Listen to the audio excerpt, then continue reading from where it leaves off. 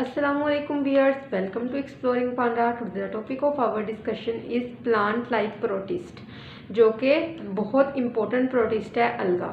ठीक है, तो प्लांट लाइक प्रोटिस्ट वो प्रोटिस्ट होते हैं जो सिमिलर होते हैं प्लांट्स के, similar to plants in some characters. कुछ करेक्टर में ये प्लांट्स के सिमिलर होंगे, लेकिन ये प्लांट्स नहीं होंगे क्योंकि कुछ करेक्टर्स में, बहुत इंपॉर्टेंट करेक्टर्स में ये प्लांट्स से डिसिमिलरिटी शो करते हैं।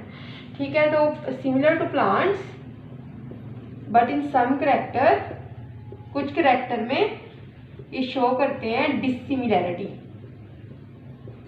Show dissimilarity. तो जो सबसे इम्पोर्टेंट प्लांट लाइक प्रोटिस्ट है वो है हमारे पास अलगा। अलगा is the most important plant like protist. तो क्या सबसे पहले हम देखेंगे फोटोसिंथेटिक करेक्टर ऑफ अलगा। तो सबसे पहले हम देखेंगे फोटोसिंथेटिक करेक्टर ऑफ अलगा। तमाम अलगा के पास जो है वो क्लोरोफिल पाई जाएगी। क्लोरोफिल कौन सी? Chlorophyll a is present in all algae. ठीक है, तो वो फोटोसिंथेटिक जो करवाते हैं, तो इसीलिए जो सारे अलगा होंगे वो क्या होंगे? वो फोटोसिंथेटिक होंगे करेक्टर्स में।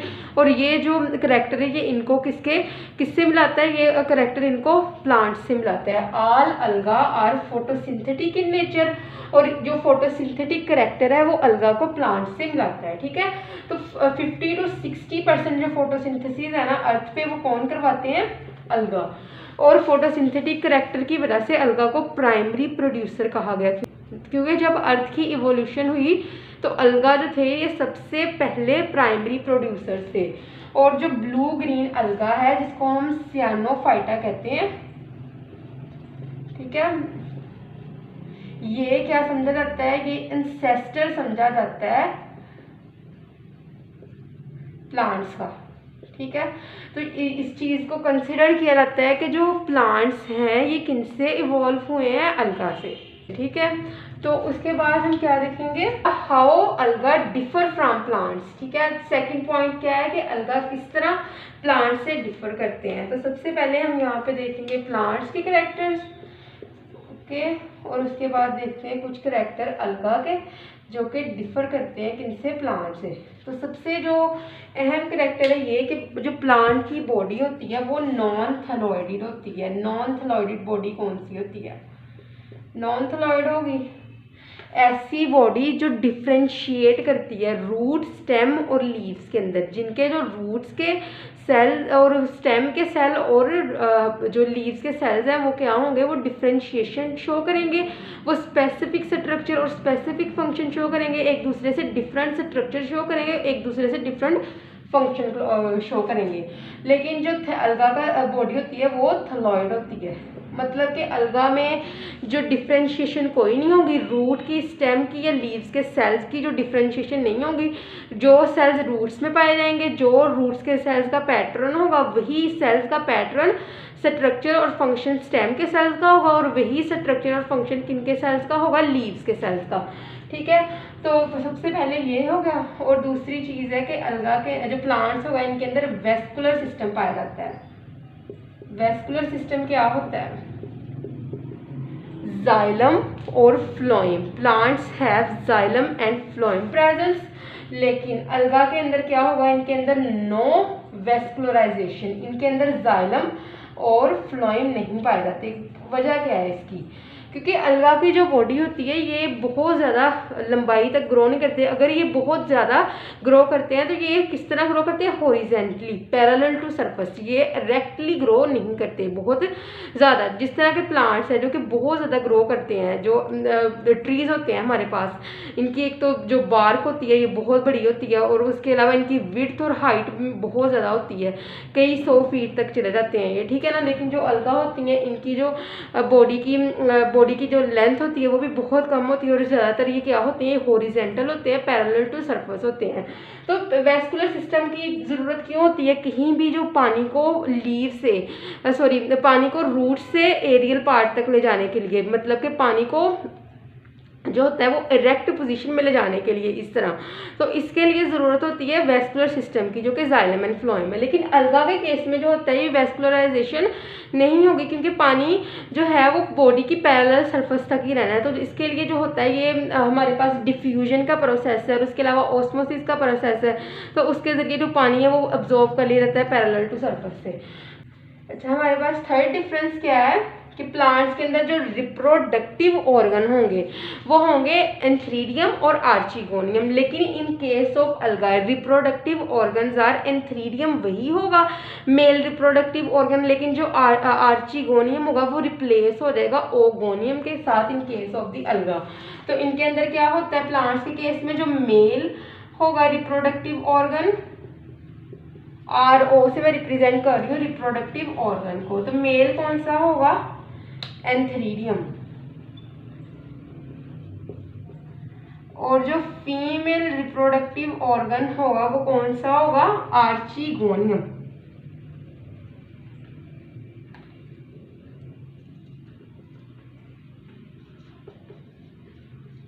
आर्चिगोनियम, तो जो एंथ्रीडियम और आर्चिगोनियम है ना, ये दोनों in case of the plants ये दोनों कवर्ड होते हैं जैकेट के साथ, एक लेयर के साथ। कौन से cells, sterile cells, protective cells की लेयर से एंथ्रीडियम और आर्चिगोनियम प्लांट्स के केस में कवर्ड होता है।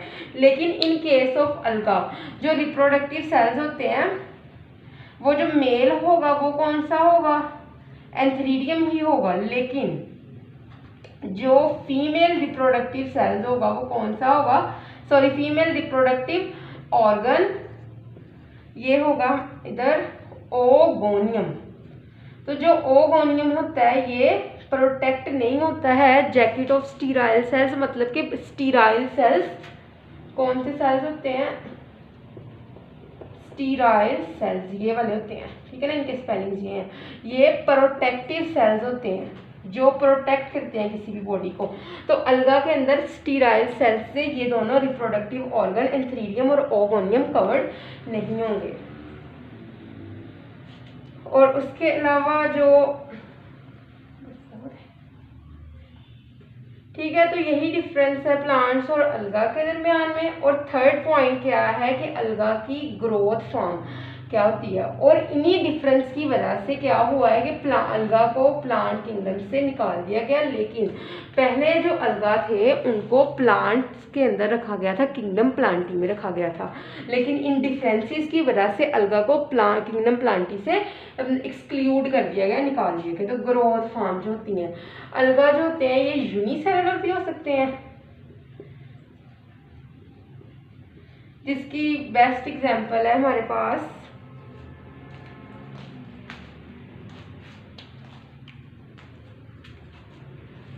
क्लेमिडोमोनास,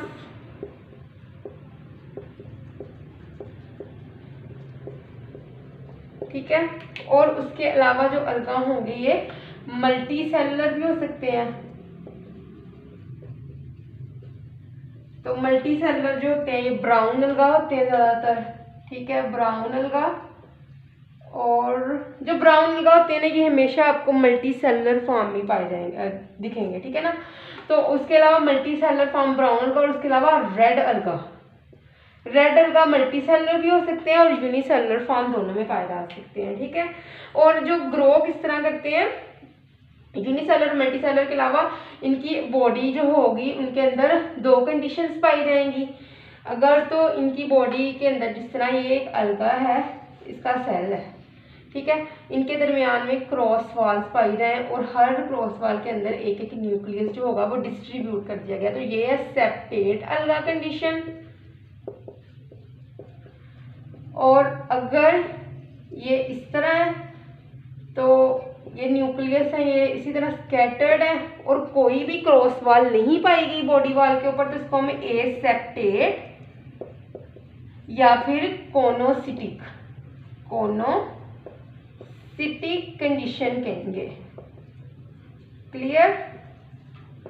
कोनो, जिस तरह की ये वर्ड को है, को का मतलब क्या होता है, इकट्ठा, एज ए होल, मतलब कि तमाम इधर ही जो होगा वो साइटोप्लाज्म और न्यूक्लियाई एक ही सेल के अंदर पाई जाएंगी, ठीक है ना। ये मल्टी न्यूक्लिएट सेल कंडीशन है, यूनिसेलुलर और मल्टी न्यूक्लिएट सेल कंडीशन है। और ये कौन सी कंडीशन है, ये है मल्टी न्यूक्लिएट कंडीशन नहीं है, ये यूनी न्यूक्लिएट कंडीशन है, ठीक है ना। मल्टी सेलुलर और यूनिक न्यूक्लिएट कंडीशन, 1 2 3 4 4 सेल बन गए, मतलब कि यहाँ पे मल्टी सेलुलर एक से ज़्यादा सेल और यूनी न्यूक्लिएट, हर सेल के पास एक न्यूक्लियस है, जिसकी वजह से ये कौन सी कंडीशन है, यूनी न्यूक्लिएट कंडीशन।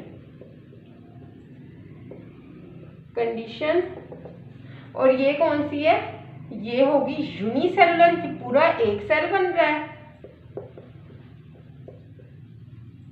और मल्टी न्यूक्लिएट, और एक सेल के अंदर बहुत ज्यादा न्यूक्लियस है, जिसकी वजह से ये मल्टी न्यूक्लिएट कंडीशन है। क्लियर। तो उसके बाद ग्रोथ फॉर्म के बाद पिगमेंटेशन हम देखते हैं अलगा के अंदर। तो अलगा जो होता है ये क्लासीफाई अलगा को किया जाता है बहुत से ग्रुप्स के अंदर on the basis of their pigment distribution. उनके अंदर कौन कौन से पिगमेंट पाए जाते हैं, इसी बेस पे अलगा को क्या किया जाता है, क्लासीफाई किया जाता है।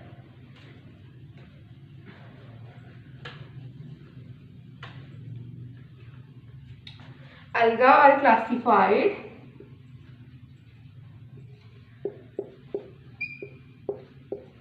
classified into different groups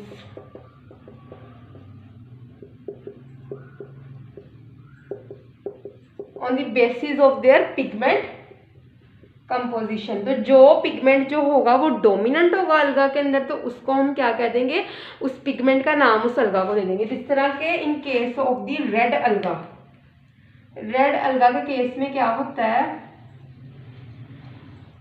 एक पिगमेंट है red colour pigment, red colour pigment जिसका नाम है फाइको इरिथ्रिन, फाइको इरिथ्रिन। ये red colour pigment in case of red अलगा ये डोमिनेंट पिगमेंट होता है रेड अलगा के अंदर, और यही पिगमेंट इनको रेड कलर देता है, ठीक है। और उसके अलावा और भी बहुत से अलगा हैं जिनको क्लासीफाई किया जाता है on the case of the pigment composition. जिस तरह के ज़ैंथोफाइटा है, ज़ैंथोफाइटा कौन सा अलगा होता है, येलो अलगा।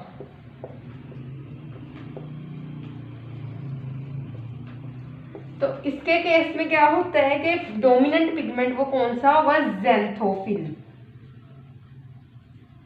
ज़ैंथोफाइटा येलो अलगा के केस में डोमिनेंट पिगमेंट होता है ज़ैंथोफिल, जो कि येलो कलर्ड पिगमेंट है,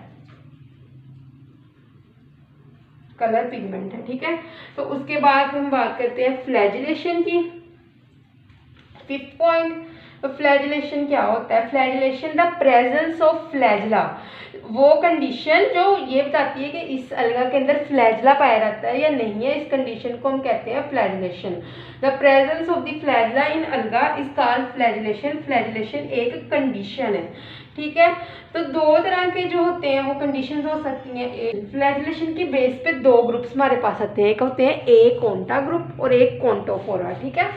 यहाँ पे हम देखते हैं दो ग्रुप्स हैं, एक होता है ए कोंटा, ये किनका ग्रुप है, दोनों अलगा के ग्रुप हैं दोनों, ए कोंटा, और दूसरा है कोंटोफोरा। तो ए कोंटा ग्रुप जो होता है, जिस तरह कि हमें पता है कि ए का मतलब जब भी आ जाए उसका मतलब होता है विदाउट, तो ए कोंटा ग्रुप होता है विदाउट फ्लैजला, और कोंटोफोरा वो होता है जिनके अंदर फ्लैजला मौजूद होता है, हैविंग फ्लैजला। क्लियर।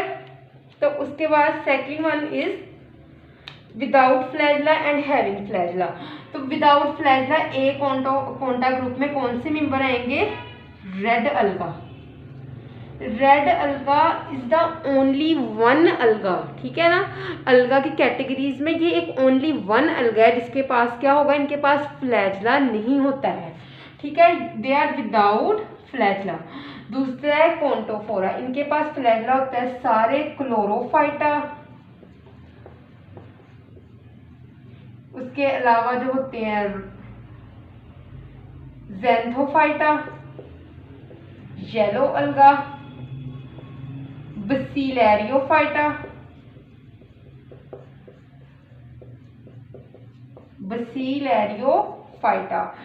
क्लोरोफाइटा, ज़ैंथोफाइटा, बसीलेरियोफाइटा, ये सारे जो मेंबर्स हैं ये कॉन्टोफोरा फ्लैगेलेशन वाले ग्रुप में पाए जाते हैं। ठीक है, तो and the next one habitat. Habitat से मुराद है कि अलगा कैसे हैबिटेट में रह सकते हैं। अलगा जो होते हैं ये ज़्यादातर कौन से हैबिटेट में रहते हैं, ये नमी वाले, ये मॉइस्ट हैबिटेट में रहते हैं, वाटर वाले हैबिटेट में रहते हैं। वजह इसकी क्या है, इसकी मेन वजह यही है क्योंकि इनके अंदर वेस्कुलराइजेशन ही नहीं है। इन्होंने जो पानी इस्तेमाल करना है वो उन्होंने अब्जॉर्व कर लेना है। तो अगर तो वो सरफेस जो होगी वो मॉइस्ट सरफेस होगी तो वहाँ से ये साथ के साथ जो होंगे वाटर अब्जॉर्व करी जाएंगे और अपनी एनर्जी हासिल करी जाएंगे। कैसी सरफेस होनी चाहिए, मॉइस्ट।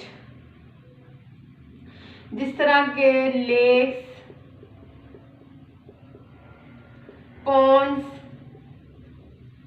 और स्नो, बर्फानी जो होती हैं इलाके, इनमें भी अलगा पाए जाते हैं। ठीक है ना, उसके अलावा जो होती हैं ये